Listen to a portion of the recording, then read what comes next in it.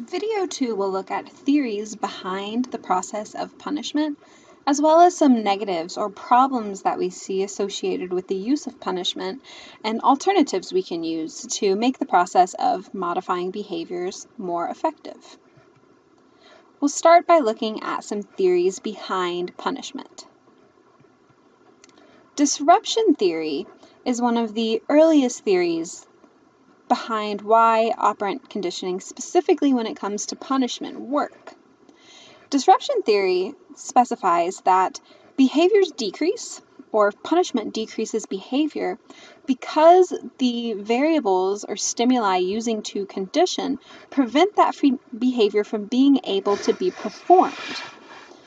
The punishment actually introduces feelings in some situations, or a setting or a physical state that are incompatible with the behavior.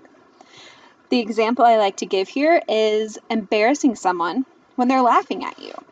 If you're trying to get someone to stop laughing at you, you might make an embarrassing comment when they go to do that. Because the person feels embarrassed, they actually can't laugh. And therefore, the behavior you're trying to decrease will go down. Another theory that we want to look at, and this is actually a combination of two different theories that have different takes or different opinions on what's happening during the conditioning process. The one process theory states that operant conditioning is the only conditioning or the only process involved when we're engaging in punishment, meaning that there's nothing else we have to worry about, no other associations impacting this relationship. There's the unwanted behavior, it decreases because of the punishment, and that's all there is to it. This theory concludes or dictates that reinforcement and punishment have symmetrical effects on behavior. We've talked about this before, meaning reinforcement and punishment work just as effectively as one another and impact behaviors to the same extreme. However, we know that that's not necessarily true. And that brings us to the two-process theory, which gives us a better look at why punishment does not work as well as reinforcement. The two-process theory states that the process of punishment involves both classical and operant conditioning associations. So imagine for a second the example we've come back to a lot about the rat pressing a lever to get food. During operant conditioning, during punishment, when the rat presses the lever, it receives a shock. That's the operant conditioning aspect. The lever is paired with the shock. When that happens, it actually becomes a conditioned stimulus through classical conditioning. So in addition to the operant conditioning aspect of this process, where the rat avoids the shock by moving away from the lever, the rat also has classically conditioned associations that are impacting its behavior, whether it be with the lever or the shock itself. So when we are engaging in operant conditioning, we have to think about what those classical components are as well. So we know that punishment can be effective, and when it's used properly, it does have the strength to change behaviors. We know that that change can actually happen pretty quickly, pretty rapidly, and have a substantial impact on behavior. So it can be an effective means to modify a behavior. Again, it's still not as effective as reinforcement, and it also has some problems associated with it, specifically when it comes to the use of physical forms of positive punishment. You can think about corporal punishment or spanking. When I say physical forms of positive punishment, that means hurting someone or something in order to decrease a behavior. This is a very common operant conditioning procedure that's used by parents, by pet owners, and so on and so forth.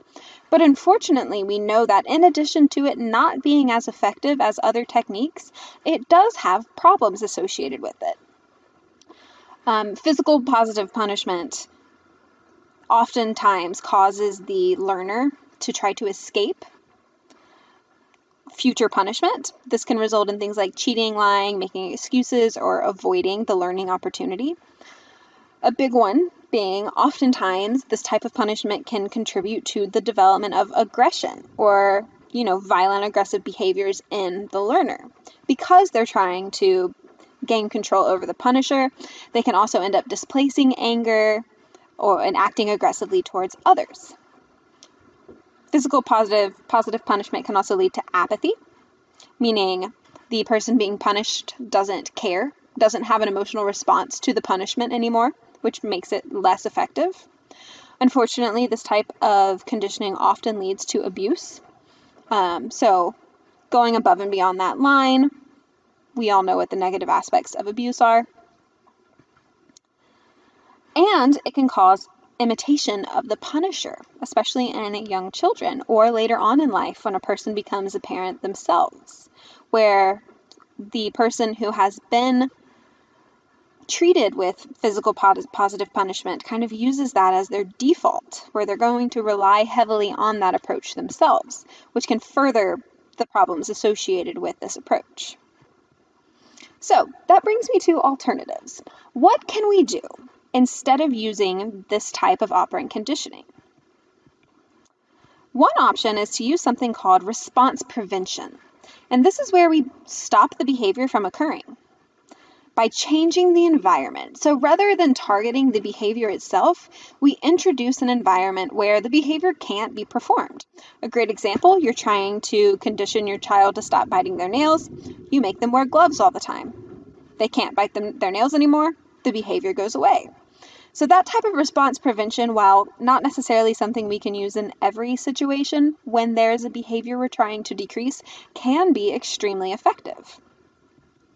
Another option is to induce a state of extinction, where we actually target all sources of reinforcement for a given behavior and remove them. Remember, we talked about needing to know how undesirable behaviors, are being reinforced by the environment. Once you figure that out and identify every single one of those reinforcers, you can find other ways to satisfy that, and eventually the undesirable behavior will become extinct. However, this is not always practical, and has some aspects associated with it that make it more difficult to do, like extinction bursts, and it can be very hard to implement outside of a lab. But the example that I want you to think about is an adult trying to get their child to stop throwing temper tantrums. Well, the child is throwing the temper tantrum for a reason, because it's reinforcing. Maybe they like the attention. If you provide your child attention in other ways, they might not necessarily end up throwing a tantrum. Or you can just ignore them. When they throw the tantrum, they don't get any reinforcement from it, period, and the behavior goes extinct. So that leads me to something called differential reinforcement. And this is kind of the golden standard of alternatives to a typical punishment approach to operant conditioning. Differential reinforcement combines non-reinforcement of unwanted behavior or punishment with reinforcement of another behavior. So we're targeting that undesirable behavior, trying to get rid of it, and at the same time we're adding reinforcement of an alternative behavior in order to have a more holistic and full impact on the behavior. There's 3 different types that we're going to go over. The first one is differential reinforcement of an alternative behavior. And this one's really straightforward. While we are targeting that undesirable behavior, we're also reinforcing an alternative, something the person can do instead. The reinforcement is made available for specified alternatives to the unwanted behavior. For example, if you're trying to get your kid to spend less time on their phone, you reward them every time they do an alternative that you have kind of laid out or listed out for them. Maybe they start a conversation at the dinner table. They get reinforced. They help their sibling with their homework. They get reinforced. They call a friend instead of texting them. They get reinforced. So this works by establishing natural reinforcement of alternative behaviors that end up decreasing that undesired behavior. Another example, going back to toddlers throwing tantrums, instead of just punishing the tantrum, you give your child a reward when they use their words, when they do that alternative to get what they want, to get what's reinforcing that behavior. The next one we want to look at is the differential reinforcement of incompatible behaviors. This one's also very interesting. With this one, we actually reinforce behaviors that are not compatible with the unwanted behavior so that they can't occur.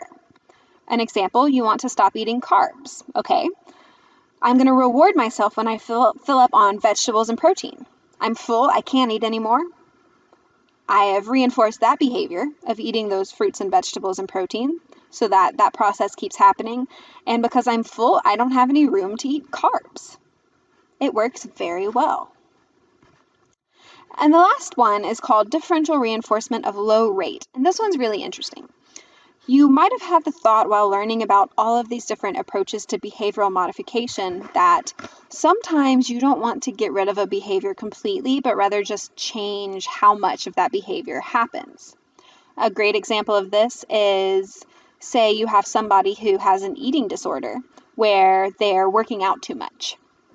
You don't want them to stop working out altogether because working out is good for them, but you want them to bring that rate down to a healthy amount. So the goal here is not to eliminate the behavior entirely, but to bring it down to a reasonable level. We do that by reinforcing that behavior, but only when it occurs at that lower rate, meaning you only get your reinforcement when you meet the lower requirement, not when you go over it. So going back to that example, imagine you have a person with the eating disorder who typically works out 6 hours a day. We're going to reward them, but only if they've worked out for 30 minutes. They do not get their reinforcement or their reward if they go over 30 minutes or under. Only that low rate. And this can be very useful and helpful and effective in situations where we need that behavior to continue, just not at an unhealthy or undesirable rate.